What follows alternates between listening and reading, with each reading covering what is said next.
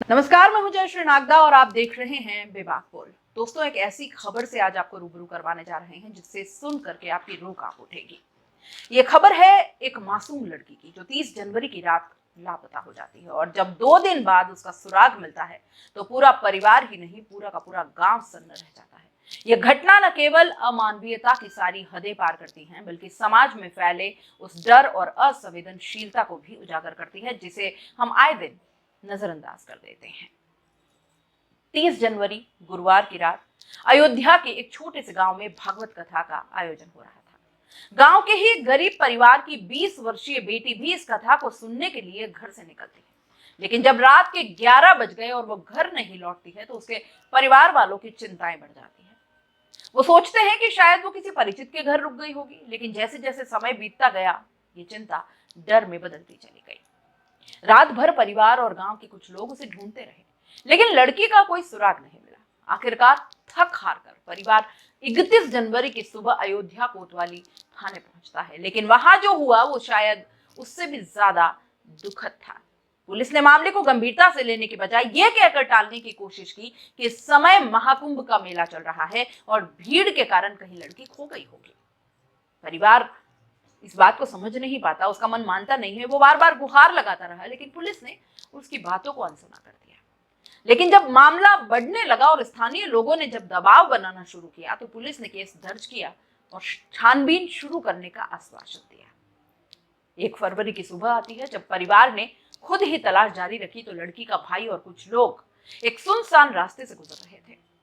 तभी उन्हें झाड़ियों के पास कुछ कपड़े दिखाई देते हैं। जब भाई ने ध्यान से देखा तो उसकी आंखें फटी की फटी रह गई, क्योंकि ये कपड़े किसी और के नहीं बल्कि उसकी अपनी बहन के थे। उसके पूरे शरीर के कपड़े वहां पड़े थे। भाई ने तुरंत पुलिस को फोन मिलाया, लेकिन पुलिस ने कहा कि कपड़ों को पन्नी में रखकर सुरक्षित कर लें। भाई ने साफ मना कर दिया और पुलिस को मौके पर बुलाया। जब पुलिस पहुंची तो परिवार को यह उम्मीद जगी कि अब उन्हें अपनी बेटी का कोई सुराग मिल जाएगा। लड़की के भाई और गांव के लोग आसपास के इलाके में खोजबीन करने लगे। थोड़ी दूर जाने पर एक सुनसान कमरा दिखाई देता है। जब भाई कमरे में घुसा तो वहां की हालत देखकर उसके रोंगटे खड़े हो जाते हैं। कमरे के फर्श पर बालू बिछा था और उस बालू के ऊपर खून के ताजा धब्बे थे। पास ही एक बोरी रखी थी जिस पर भी खून के छींटे थे। अब यह साफ हो गया था कि यहाँ कुछ तो भयानक हुआ था। परिवार ने पुलिस से अनुरोध किया कि इस जगह को अच्छे से जांच ले एक बार, लेकिन अभी भी कोई सुराग हाथ नहीं लगा था। 2 फरवरी की सुबह हो जाती है। परिवार ने खुद ही खोजबीन करने का फैसला किया, क्योंकि यहां तक देखते हुए उसे भी शायद पुलिस से बहुत ज्यादा उम्मीदें नहीं रह गई थी। वे फिर से उसी इलाके में पहुंचे जहां लड़की के कपड़े मिले थे। तभी एक छोटे से नाले में कुछ अजीब सा नजर आता है। जब नजदीक जाकर देखा तो सबकी रूह कांप जाती है। नाले में औंधे मुंह एक लाश पड़ी थी। ये वही मासूम लड़की थी जिसकी तलाश में पूरा गांव जुटा था। परिवार की चीखें पूरे गांव में गूंज उठती हैं। लड़की के हाथ पैर रस्सियों से बंधे थे। उसका पूरा शरीर जख्मी था। ब्लेड से उसके शरीर पर कई घाव किए गए थे। उसकी आंखें तक फोड़ी जा चुकी थी और सबसे भयानक बात यह थी कि उसके प्राइवेट पार्ट्स भी बुरी तरह से जख्मी थे। इस दृश्य को देखकर गांव के लोग आवेश से भर गए, आक्रोश से भर गए। आखिर कौन था इतना दरिंदा जो इस मासूम बच्ची पर इतना जुल्म कर सकता था? पुलिस ने तुरंत लाश को कब्जे में लिया और पोस्टमार्टम के लिए भेज दिया। अब पुलिस भी हरकत में आ चुकी थी।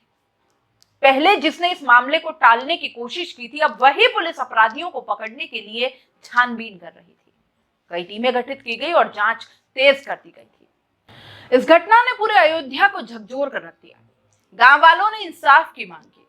सड़कों पर प्रदर्शन शुरू हो गए। यह सिर्फ एक लड़की की नहीं बल्कि पूरे समाज की लड़ाई थी।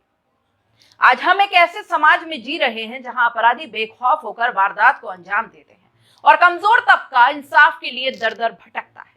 यह घटना हमें सोचने पर मजबूर करती है कि आखिर हम किस दिशा में जा रहे हैं। क्या हमारी बहन बेटियां कभी सुरक्षित हो पाएंगी?